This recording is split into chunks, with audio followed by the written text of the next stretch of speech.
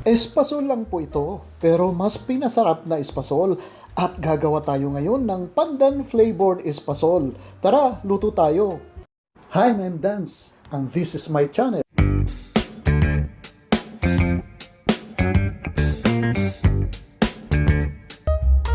Unang gagawin natin ay magsasangag o magtotoast tayo ng 3 cups na glutinous rice flour at itotoast natin ito sa low-medium heat lamang para hindi masunog ang ating glutinous rice flour.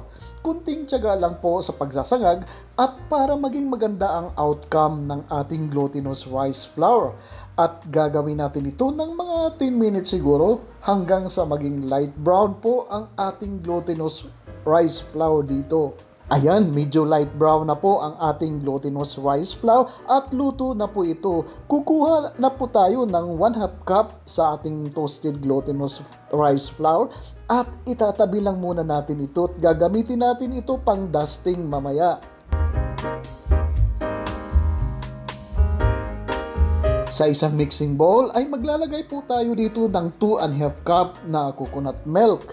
At pagkatapos po ay idadagdag natin ang 300 ml na Jersey Pandan Flavored Condensed Milk.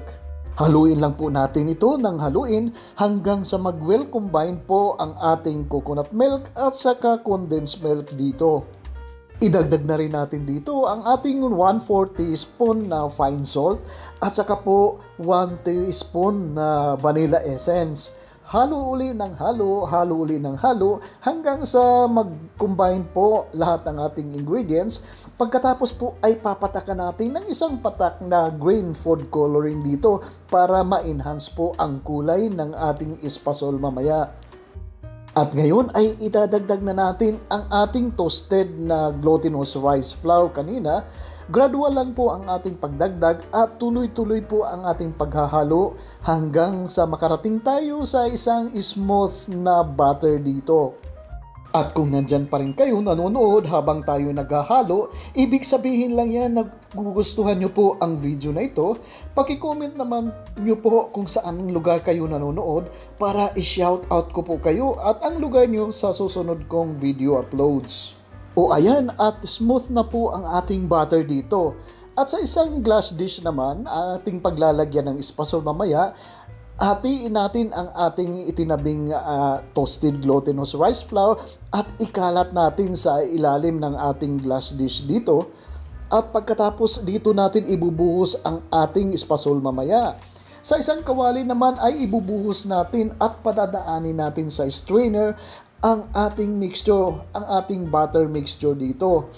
Para sigurado tayo na walang buo-buo po ang ating butter dito.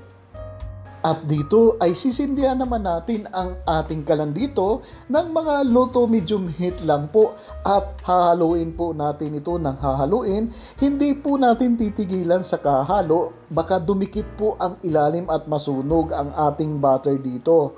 Halo lang po ng halo, halo lang po ng halo, at kung meron po kayong mga comments or kung meron po kayong mga request na recipe, paki-post lang po sa comment section sa baba at sisikapin natin tugunan ito.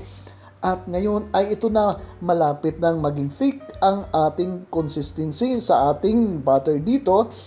Halo lang tayo ng halo hanggang sa maluto po ang ating espasol dito, ang ating mixture nga pala. At itutuloy-tuloy lang po natin ang ating paghahalo hanggang sa maging super thick na ang ating mixture dito. At ito na, malapit na po maluto ang ating espasol dito. At ngayon naman po ay ibubuhos natin doon sa ating prepared na glass dish kanina na merong glutinous rice flour sa ilalim at saka i-flatten lang po natin ito ng ganito. I-flatten natin ng maigi hanggang sa maging pantay-pantay po ang level ng ating mixture dito. At kapag napantay na po natin, ay ibubuhos naman natin ang kalahati sa ating itinabing toasted glutinous rice flour dito. At ikakalat uli natin sa ibabaw ito. Ikalat lang po natin, ikalat evenly sa ibabaw ng ating mixture sa ating espasol dito.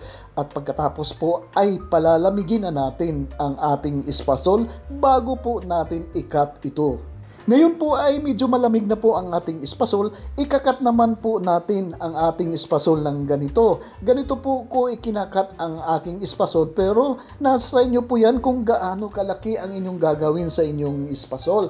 Kung gagawin nyo pong itong pangbenta, ay medyo liliitan po natin ito at ibabalot po natin ito ng white na bond paper po. Pero sa akin, ganito lang ko po kinakat ang aking espasol. Pambahay lang po naman ang aking ginawa dito. Pagkatapos ko nito ma-slice, ay ilalagay ko lang po ito sa aking microwavable tub at saka ilalagay ko lang po sa refrigerator ang matira dito sa ating espasol.